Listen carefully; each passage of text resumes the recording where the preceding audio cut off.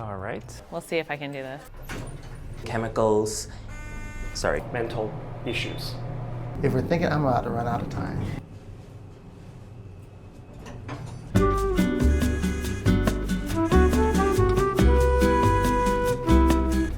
Brain health with aging is a huge problem.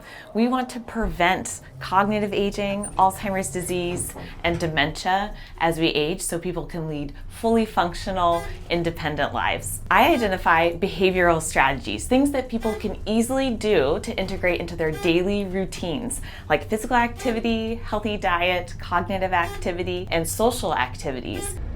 I'm interested in finding ways to make materials lightweight, but at the same time have them survive extreme events or extreme environments. And someone like me has to figure out the science to make that and those trade-offs happen.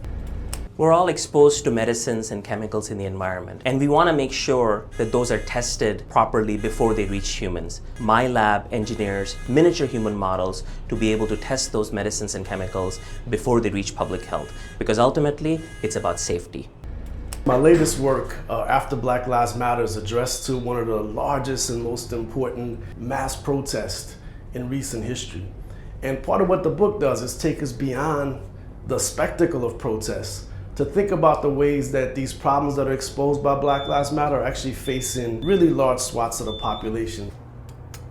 The brain is a complex organ.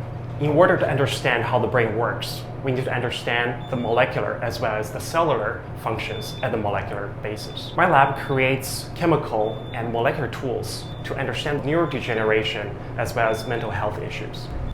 My research focuses on chronic wounds in people with diabetes. In particular, we are trying to understand how inflammation may contribute to impaired healing, to improve healing.